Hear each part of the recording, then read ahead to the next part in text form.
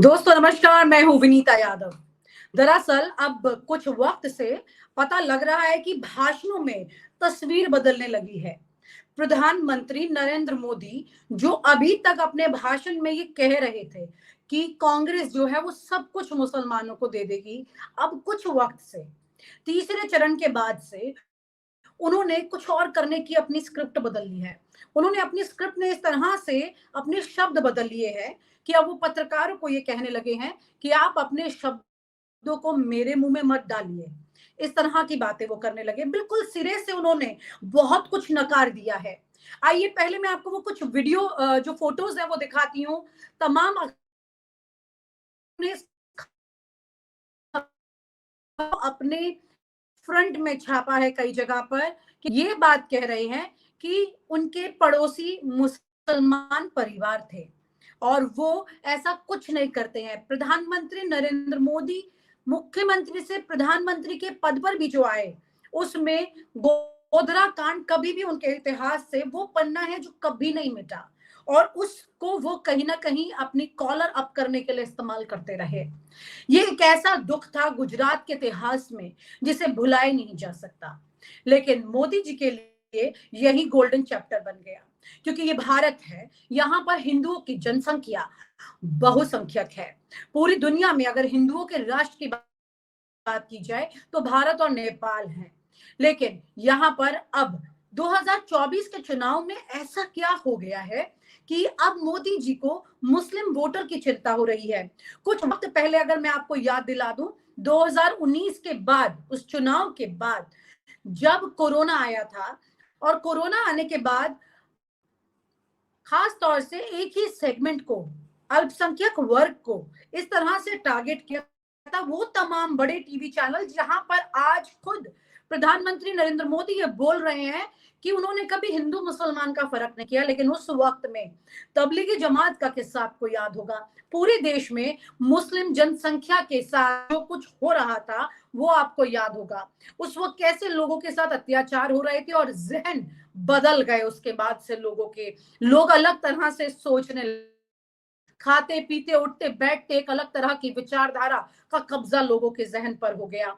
लेकिन आज वहीं पर मोदी जी क्यों पलट रहे हैं अपनी उस बात से? उसी चैनल के पत्रकारों ने उनसे ये नहीं पूछा कि हमारे ही चैनल पर ये कवरेजेस उस वक्त हो गई थी और जितने आप उस बात को बढ़ावा देने के भागीदार थे, हम भी उसके हिस्सेदार थे। उन्होंने कुछ नहीं कहा इस पर। कोई बात नहीं, टीआरपी का खेल हो सकता है, प्रधानमंत्री नरेंद्र मोदी के लिए यहाँ पर वोट का खेल हो सकता है। लेकिन बड़ी बात यह है कि जिस जिस पद पर बैठकर नरेंद्र मोदी यह बात कर रहे हैं उसे हल्के में नहीं लिया जा सकता है।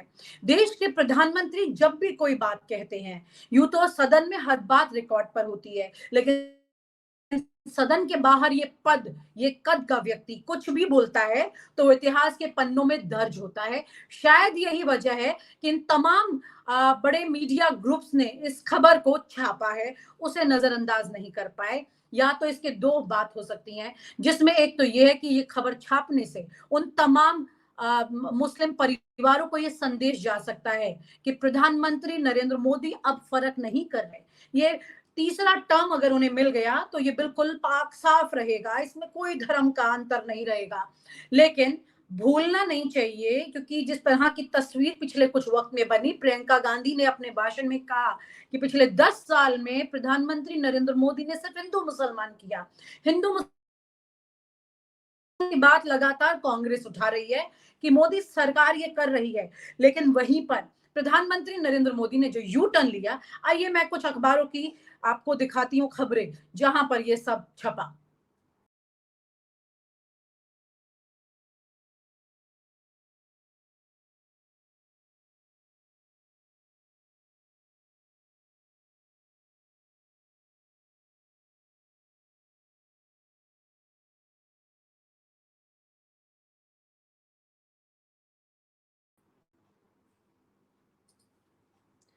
तो ये खबर आप देख रहे हैं जिसमें प्रधानमंत्री नरेंद्र मोदी ने साफ साफ मना कर दिया। ऐसा लग रहा है जैसे कि वाकई में राम राज्य की बात से यू टर्न ले लिया है, आखिर ऐसा क्यों हो रहा है? आप इस बात को सोचिएगा जरूर। ये सारा खेल गणित का है और कुछ भी नहीं है, वरना कोई भी अपनी विचारधारा को छोड़कर अलग माला नहीं जपेगा। चुनाव में हर वो माला जपी जाती है जिससे कि फायदा होता है। आपने देखा होगा कुछ मन के ऐसे भी होते हैं जिससे लगता है कि आदमी के ऊपर किस्मत में की बौछार होने वाली है, कुछ इसी तरह से अब वो ये बात जप रहे हैं। लेकिन यहीं पर कई चीजें हुई हैं उनके इस कार्यकाल में जिनके विरोधाभास को उन्हें झेलना पड़ा। एक तरफ हिंदुत्व का भी एक पूरा खेमा उनके खिलाफ हो गया था।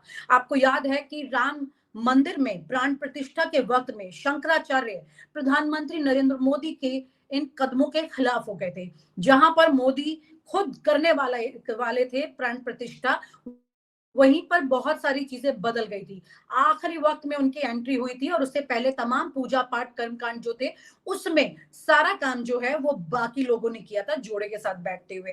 तो शंकराचार्य जो है उनके तमाम तरह के विरोधों को देखते हुए उन पर कहीं ना कहीं उनको साइड करते हुए, नजरअंदाज करते हुए उस प्रोग्राम को भी एक तरह से एक इवेंट की तरह बनाया गया। ये इवेंट इस तरह का था जहां पर प्रधानमंत्री नरेंद्र मोदी ने अपनी ब्रांडिंग तो की, लेकिन हिंदुत्व की तस्वीर को कमजोर कर दिया गया। और इसी के चलते हिंदू धर्म के कुछ संगठन है जो कि इनसे नाराज भी हुए। अब बड़ी बात यह है कि आज ये संगठन कहाँ है जब प्रधानमंत्री नरेंद्र मोदी ये कह रहे हैं कि भाई देखिए मुझे कोई अंतर नहीं दिखाई देता, मैं हिंदू मुसलमान नहीं करता हूं। तो इसके लिए सबसे बड़ा गणित जो है वो है 14.2%, 14.2% मुसलमान की जो जनसंख्या है इस देश में, अब वो है। पिछले कुछ वक्त से ये तस्वीर सामने देखने को आ रही है कि कैसे कुछ राज्यों में इस बार मोदी मैजिक नहीं चल रहा है, मुश्किलें बढ़ रही हैं। मुश्किलें इस कदर बढ़ गई हैं कि यहाँ पर अब चिंता ये होने लगी है कि मोदी जी अपने बाकी गणित को कैसे बैलेंस कर पाएंगे। उसमें उनको मुस्लिम वोटर का साथ लेना ही होगा। विपक्ष के लिए कई राज्यों में ये बात बिल्कुल इजी हो चुकी है, जैसे पश्चिम बंगाल की आप बात कर लीजिए, उत्तर प्रदेश की आप बात कर लीजिए, बिहार की आप बात कर लीजिए, तेलंगाना की आप बात कर लीजिए, हैदराबाद, मतलब आप ये मानकर चलिए कि ये तमाम जितनी भी जगह हैं, आंध्र की आप बात कर लीजिए, जहां जहां मुस्लिम जनसंख्या है, ये ओवरऑल जो है वो इस देश में 14.2% है। ये सदन में बताया गया था, लेकिन 2023 में सदन में जो बात की गई थी उसमें इस जनसंख्या को बढ़ा करके कहा गया कि ये 19% के आसपास पहुंच चुका है अब, यानी कि 140 करोड़ की जनसंख्या में 19% जो है अब मुस्लिम आबादी है। ये तस्वीर अब यहाँ पर साफ हो गई है। बड़ी बात यह है कि इन तमाम चीजों को अगर हम देखते हैं और इस पर चर्चा करते हैं तो ये मानकर चलिए कि मुस्लिम आबादी के बगैर अब ये गणित मोदी जी का कमजोर हो उठा है, और इसको आगे बढ़ाने के लिए ताकि उनका गणित वीक ना हो जाए, अब इस पर वो काम कर रहे हैं और बार बार एक ही नाम को जप रहे हैं। यहाँ पे 172.2 मिलियन लोग हैं भारत में ऐसे, जिस जनसंख्या का डर बैठा के कि ये आपके घरों में घुस जाएंगे, आज उन्हीं के घर में वोट मांगने के लिए मोदी जी को ये सब बोलना पड़ रहा है। कोई भी राजनेता के लिए जरूरी है वो किसी भी तरह से किसी भी तर्ज पर सबसे पहले अपने वोटर को खुश करे।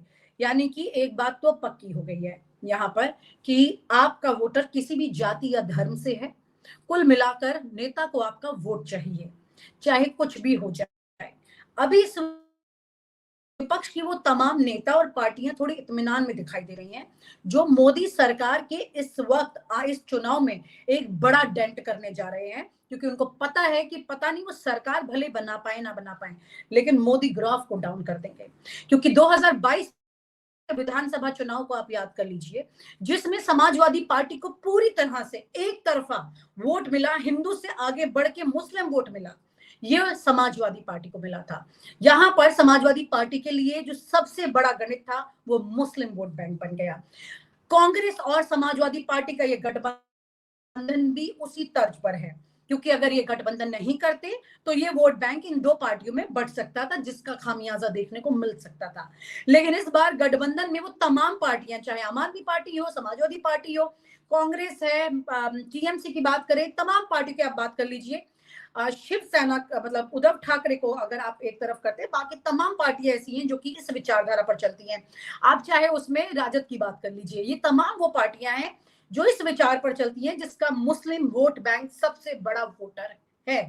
सारा मुस्लिम वोट बैंक देश का सीधे सीधे एक सिरे, अगर 19% बताया जा रहा है, उससे ज्यादा सदन में खुद बता रहे हैं बीजेपी के सांसद कि ये जनसंख्या बढ़ गई है, तो आप मानकर चलिए कि ये 19% पूरी तरह से एंटी मोदी जा रहा है।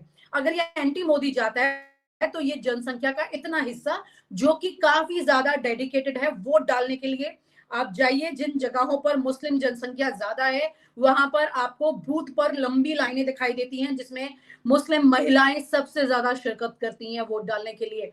लेकिन वहीं पर हिंदू इलाकों में अगर आप जाके देखेंगे, वहां पर टूटते हुए, मतलब कुछ लोग सुबह आ रहे हैं, कुछ दोपहर, कुछ शाम को, इतना बड़ा डेडिकेशन कंप्लीट लाइन के साथ आपको उतना दिखाई नहीं देता है। तो जो घर से निकलकर वोट करने वाली जनसंख्या है वो मुस्लिम वोटर है, जो कि सल्तनत किसकी होनी चाहिए इसमें अपनी भागीदारी करता है।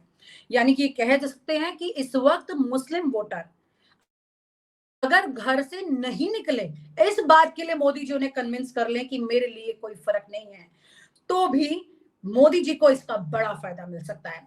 लेकिन क्या वो कन्विंस कर पाएंगे इस बात को? क्योंकि विपक्ष लगातार बार बार तमाम लोगों को ये याद दिला रहा है कि आपके साथ ये अन्याय हुआ, पिछले 10 साल में हिंदू मुसलमान हुआ, देश की बेरोजगारी, महंगाई नहीं हुई, जो भी बात हुई वो पूरी तरह से सिर्फ और सिर्फ हिंदू मुसलमान के आधार पर थी। तमाम तरह के इनके नेताओं ने ऐसे बयान दिए। अनुराग ठाकुर का गोली मारो सालों को ये जो बयान था, ये बहुत ज्यादा बिलो द बेल्ट बयान रहा था और इसकी चर्चा हुई थी, विवादों में ये रहा था। इस तरह की बातें करना एक बड़े कद का व्यक्ति जो कि आईएनबी मंत्रालय देख रहा है, यानी कि इंफॉर्मेशन एंड ब्रॉडकास्ट मिनिस्ट्री देख रहा है, प्रचार प्रसार की पर नजर रखता है, शब्दों पर नजर रखता है, टीवी चैनल्स को नोटिस भेज देता है, वो व्यक्ति खुद किन शब्दों का इस्तेमाल कर रहा है। परवेश वर्मा को देखिए, आप रमेश भिदोड़ी को देखिए, लेकिन यहां पर इस बार बीजेपी आ रही है रास्ते पर, लेकिन देर से आ रही है। बीजेपी ने अपने उन नेताओं के भी पर काट दिए जिन्होंने मुस्लिम चेहरों पर अटैक किया। रमेश भिदोड़ी ने दानिश अली को जिस तरह से संसद में घेरा था और गंदे शब्दों से उन्हें संबोधित किया था, उनका पत्ता काट दिया। परवेश वर्मा के साथ भी वही हुआ। भले ही उन्हें इस वक्त में, आने वाले वक्त में कुछ देने के लिए लॉलीपॉप दी जा रही हो, लेकिन इस वक्त चुनाव से दूर रखा गया है। चाहे आप इस बार बात करिए, इस वक्त खास तौर से अगर आप बात करते हैं मतलब जो तमाम नेता हैं उनको लेकर, तो आप ये कह सकते हैं कि इस वक्त मोदी सरकार ने उन नेताओं को दूर रखने की कोशिश की है जिन्होंने विवादित बयान दिए थे। कुछ लोग उनके लिए मजबूरी हैं, अनुराग ठाकुर जैसे चेहरे उनके लिए जरूरी हैं, इसलिए ये कहा जा सकता है कि उनको दूर नहीं रख सकते थे। लेकिन ज्यादातर लोग जो कि सीधे सीधे अटैक करते रहे, उन्हें जरूर दूर रखा गया है। ये कह सकते हैं कि प्रधानमंत्री नरेंद्र मोदी अब जितने भी टीवी चैनल्स को इंटरव्यू दे रहे हैं, हम नहीं कहते, लेकिन लोग जिनको गोदी मीडिया कहते हैं, जिन पर वो इस वक्त खास इंटरव्यूज दे रहे हैं, तो उन चैनल्स पर ही वो ये संदेश भी दे रहे हैं कि वो हिंदू मुसलमान का फर्क नहीं करते। इस तरह की स्ट्रैटेजी को आपको समझने की भी जरूरत है। एक नेता जो है वो ये समझ जाता है कि अब आने वाला वक्त क्या है, उसे भांप लेता है। तो कुल मिला करके प्रधानमंत्री नरेंद्र मोदी ने तो ये भांप लिया कि बिना मुसलमान के उनकी जीत इस बार थोड़ी सी मुश्किल दिखाई दे रही है। अगर वो वोट करने के लिए बाहर नहीं निकल रहा है, यानी कि पिछले कुछ चरण में मुस्लिम भागीदारी अच्छी रही है, उसको डाइवर्ट करने के लिए अगर मोदी जी ऐसा कर रहे हैं, तो अब वोटर की परिपक्वता पर यह निर्भर करता है कि वो किस तरह से स्थिति को देखते हैं और अपना नेता चुनते हैं। बहुत बहुत शुक्रिया। और आप हमसे जुड़े रहने के लिए सब्सक्राइब करें YouTube पर, फॉलो करें Twitter पर और लाइक करें Facebook पर। और ज्यादा जानकारी के लिए आपको टाइप करना होगा सिर्फ न्यूज नशा।